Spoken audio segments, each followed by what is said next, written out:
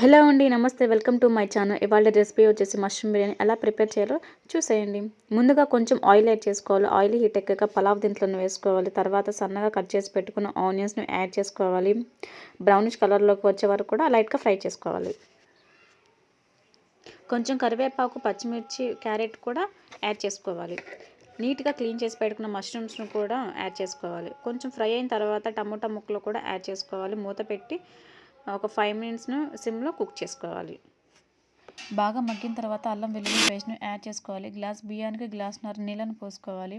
తగినంత ఉప్పు, కారం, మసాలాను యాడ్ చేసుకోవాలి. నీళ్లు బాగా మరిగిన తర్వాత కడిగి పెట్టిన రైస్ను కూడా యాడ్ చేసుకోవాలి. మంటను హై ఫ్లేమ్లో పెట్టి ఉడికించాలి. రైస్ అంతా దగ్గరికి అయిన తర్వాత సిమ్లో పెట్టుకొని ఉడికించుకోవాలి. లాస్ట్ అండ్ ఫైనల్గా కొరియాండర్ని యాడ్ చేయాలి. వేడి వేడి మష్రూమ్ బిర్యానీ రెడీ అయింది. ప్లేట్లోకి సర్వ్ చేశాను. దీనికి కాంబినేషన్గా పెరుగు చట్నీని ప్రిపేర్ చేశాను. లాస్ట్ అండ్ ఫైనల్గా ఉల్లిగడ్డ, నిమ్మకాయతో ప్లేట్ నింపేశాను. వేడి వేడి మష్రూమ్ బిర్యానీ టేస్ట్ ఎలా ఉందో కనుక్కుందాం ఇప్పుడు.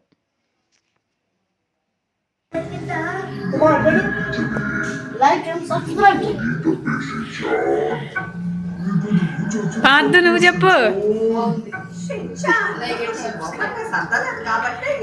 చిన్న నువ్వు మా నువ్వు చెప్పు. బాగుందా? టేస్ట్ ఎలా ఉంది?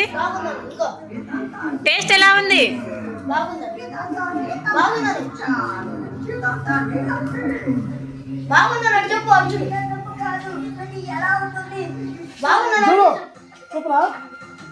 చూపి మమ్మీ చూపి